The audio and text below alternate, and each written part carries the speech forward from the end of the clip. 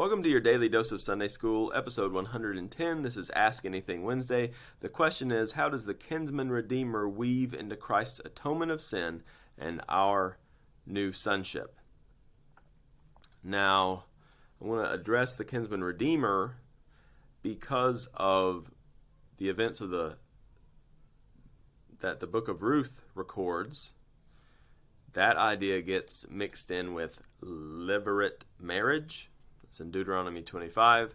So I'm not sure if the person asking this question intends for both of those things to be addressed or just the Kinsman Redeemer. I can make a separate video on levirate marriage if the person who asked this question is interested in that. But Leviticus 25 is all about how to make sure that the poor are not disinherited and that you just end up with a very few rich people who have managed to shrewdly buy other people's lands from them until just a few people have land in Israel. That's kind of the idea there. It's protection for the poor. At least it seems to be the idea. And it's God's concern for the poor. Repeatedly, the reason given, as you see, Leviticus 25:55, for it is to me that the people of Israel are servants. They are my servants whom I brought out of the land of Egypt. I am the Lord your God. And he says a similar thing about the land, that all of it belongs to him. And so he doesn't want, because the people of Israel are his servants, he doesn't want them to become slaves to other people. He doesn't want the land to be accumulated by one or by a few group of people. So it all belongs to him, and his desire is for the land to be shared among families and clans and tribes. And so he creates these laws for kinsman redemption and for the year of Jubilee. And the year of Jubilee is every 50th year. Anyone who has sold their land, if it's outside of a walled cities basically works a lot like it would work in our country, a little different.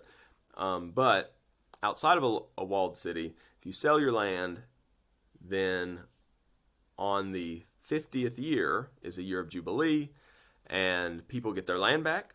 People are freed from their indentured servitude, and so really, if you sell your land, you're leasing it. If you sell yourself as a slave, it's on a temporary basis with an eye towards the year of Jubilee. I don't know if Israel ever actually did a year of Jubilee. God was often angry at them for their treatment of the poor, so I'm not sure how that actually worked out. But that was God's righteous law.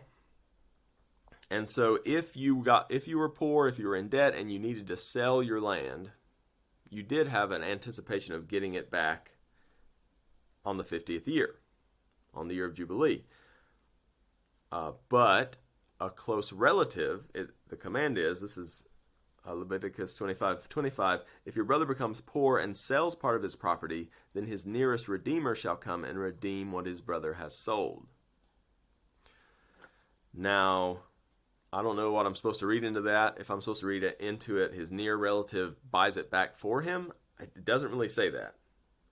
So I think that still, you're anticipating the year of Jubilee there. But with the close relative, I think you've got much better chance of, the poor person being allowed to continue to live on this land while the close relative uses it, you being treated humanely.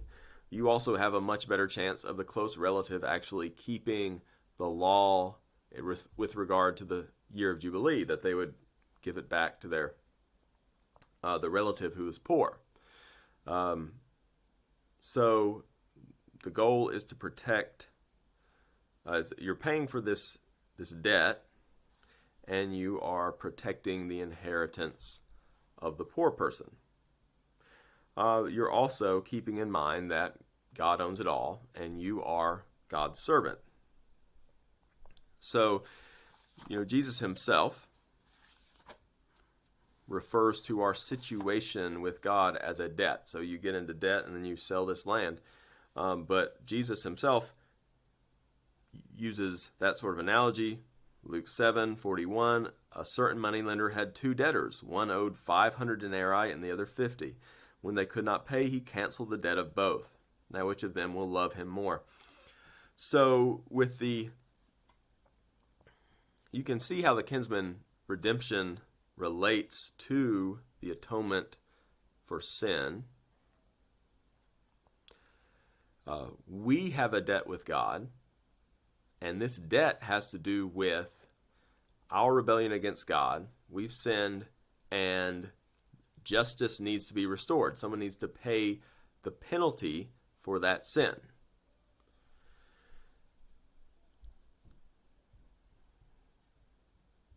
Justice will not allow God to simply mark off the debts.